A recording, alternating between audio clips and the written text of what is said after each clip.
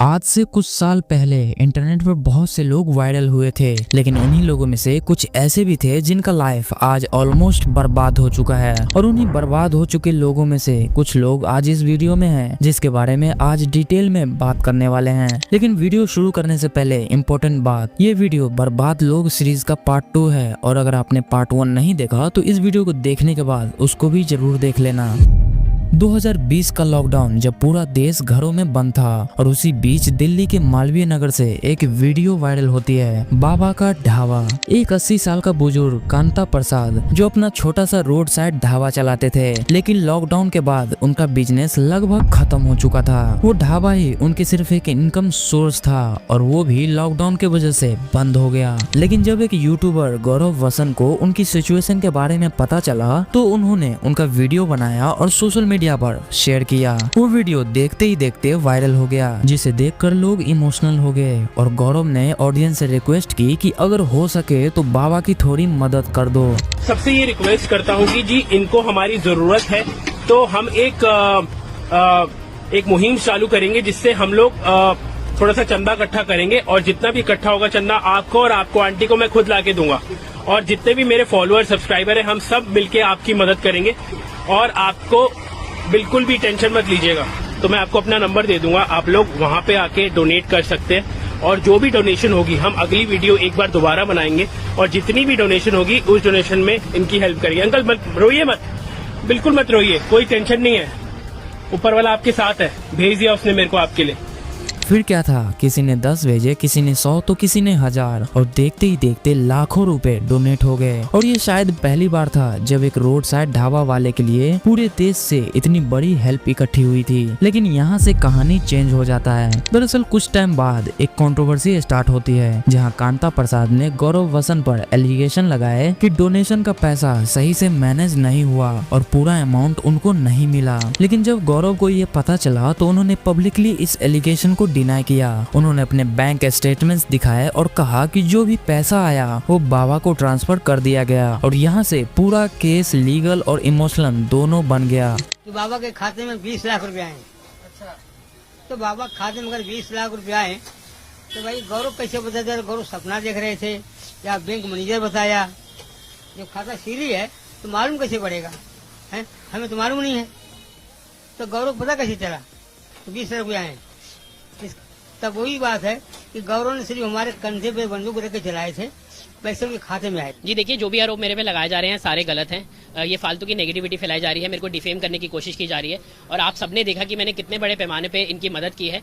मैं ये सब काम करता आया हूँ, बहुत सालों से करता आया हूँ, ऐसा नहीं कि मैं रातों रात गया इनकी वीडियो बना दी और इनकी मदद हो गई। देखिए मैंने police complaint, media coverage, public debate सब शुरू हो गया। अब इस पूरे ड्रामा का सबसे बड़ा नुकसान ये हुआ कि लोग कंफ्यूज हो गए, और जो बाबा का ढाबा पॉपुलैरिटी के पीक पर था वहाँ लोग आना धीरे धीरे बंद करने लगा। लेकिन बाद में कांता प्रसाद ने ये कहा कि गौरव चोर नहीं था और ये एक मिसअंडरस्टैंडिंग थी, लेकिन तब तक डैमेज हो चुका था। कि जो गौरव वासन वो लड़का कोई चोर नहीं था, और ना हमने कभी चोर कहा है, और हम इसके लिए क्षमा मांगते हैं, और जनता जनार्दन कहते हैं अगर कोई इसमें गलती हो। अब डोनेशन से बाबा ने अपना ढाबा थोड़ा अपग्रेड तो जरूर किया, लेकिन कंट्रोवर्सीज, पब्लिक इमेज और उनके ओन बिहेवियर के वजह से वो मोमेंटम वापस नहीं आ पाया। और बाबा आज भी अपना ढाबा चला रहे हैं, लेकिन वो सिर्फ सरवाइव करने के लिए। वो वायरल वाली पॉपुलैरिटी अब नहीं रही। लेकिन अगला नाम आता है जिन्होंने स्कैम्स नहीं बल्कि अपने घमंड से ही अपना बिजनेस खुद खत्म कर लिया।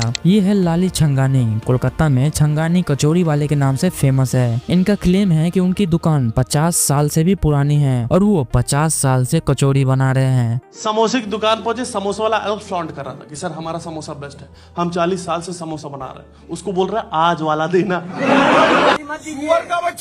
अब लोकल एरिया में ये टेस्ट और सस्ते प्राइस की वजह से काफी फेमस थे, इसलिए इनकी दुकान पर ऑलमोस्ट हमेशा भीड़ लगी रहती थी। लेकिन मार्च 2024 में एक वीडियो वायरल होती है। उस वीडियो में एक कस्टमर हाइजीन पर क्वेश्चन करता है कि भाई यहाँ सफाई बहुत खराब है, और ऐसे खाने से कोई बीमार भी पड़ सकता है। इसके जवाब में लाली छंगानी गुस्से में आ जाते हैं और उस कस्टमर को गाली दे देते हैं।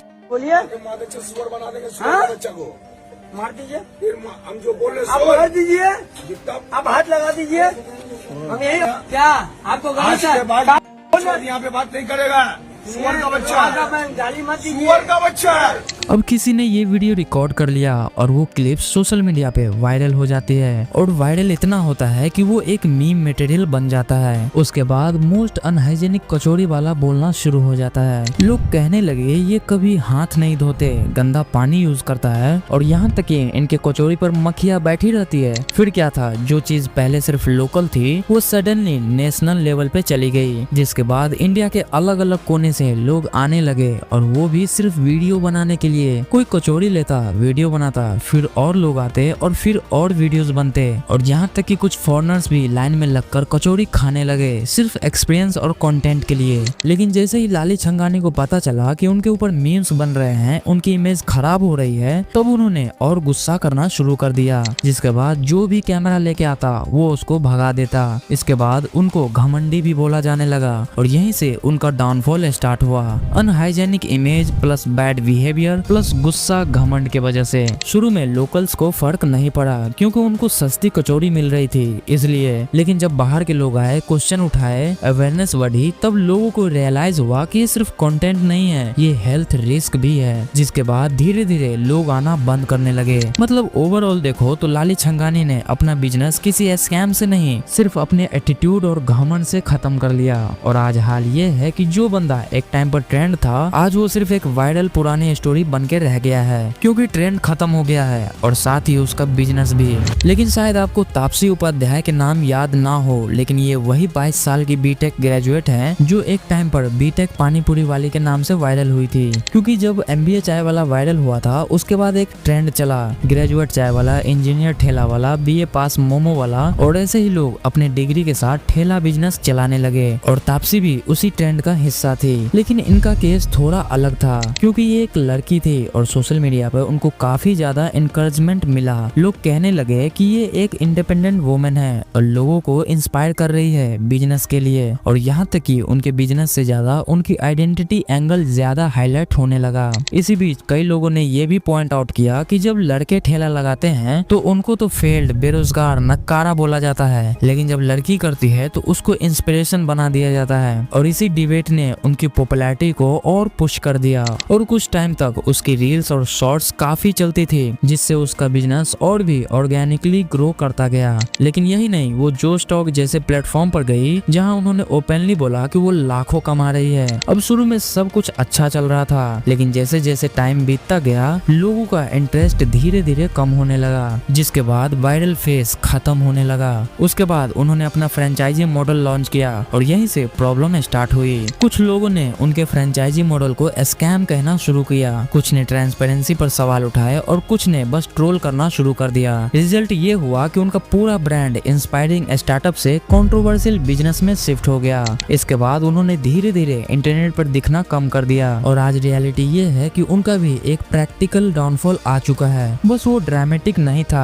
इसलिए उसके बारे में शायद ही कोई बात करता है। लेकिन डॉली चाय वाला तो अलग ही लेवल का केस है क्योंकि छपरी होने के बावजूद भी वो बंदा बिल गेट्स तक से मिल चुका है। और डॉली चाय वाला के बारे में शायद ज्यादा इंट्रोडक्शन की जरूरत भी नहीं है क्योंकि रंग बिरंगे कपड़े, चश्मे, कलरफुल बाल जैसे लुक्स की वजह से ही तो वो वायरल हुआ है। और हाँ, अगर कोई उसको छपरी बोल देता है तो उसमें भी कोई शौक वाली बात नहीं है। लेकिन जब से उसने अपना फ्रेंचाइजी मॉडल लॉन्च किया है तब से लोग ज्यादा शॉक्ड हैं। क्यों? क्योंकि उसके फ्रेंचाइजी के प्राइस देख के आप भी थोड़ा रुक कर सोचोगे कि नागपुर का एक चाय बेचने वाला बिल गेट्स तक को चाय पिलाने के बाद वायरल हुआ और अब उसका बिजनेस मॉडल ये है, कार्ट मॉडल 4.5 से 6 लाख, स्टोर मॉडल 20 से 22 लाख और फ्लैगशिप मॉडल 39 से 43 लाख रुपीस। और ये अमाउंट ऑनेस्टली काफी बड़ा है क्योंकि आम लॉजिक से देखो तो चाय बेचने के लिए इतना हेवी इन्वेस्टमेंट करना ये थोड़ा हजम नहीं होता है ना। इसलिए जब ये प्राइस सामने आए तो लोगों ने ट्रोल करना शुरू कर दिया, भाई ये बंदा कहां से कहां पहुंच गया और हम वहीं के वहीं रह गए। लेकिन अगर थोड़ा प्रैक्टिकल नजरिए से देखो तो डॉली चाय नहीं बेच रहा, वो ब्रांड बेच रहा है और और वो वायरल फेम को मोनेटाइज कर रहा है। और इसी एंगल से देखो तो ये मॉडल थोड़ा ज्यादा लॉजिकल लगने लगता है। अब सच बोलो तो कभी कभी ये सब देखकर लगता है कि शायद मुझे भी एक चाय की दुकान खोल ही लेनी चाहिए। क्यों, क्या कहते हो?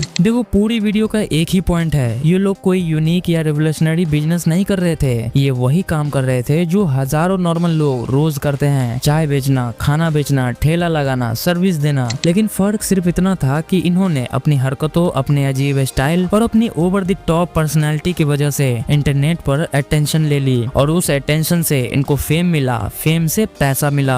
लेकिन कहानी यही खत्म नहीं होती, क्योंकि ये वीडियो पार्ट 2 है और अगर आपने इसका पार्ट 1 नहीं देखा तो यहीं पे वीडियो आ रहा होगा, इस पे क्लिक करके उसे देख सकते हो। मैं आपसे उसी वीडियो में मिलूंगा, तब तक के लिए बाय बाय।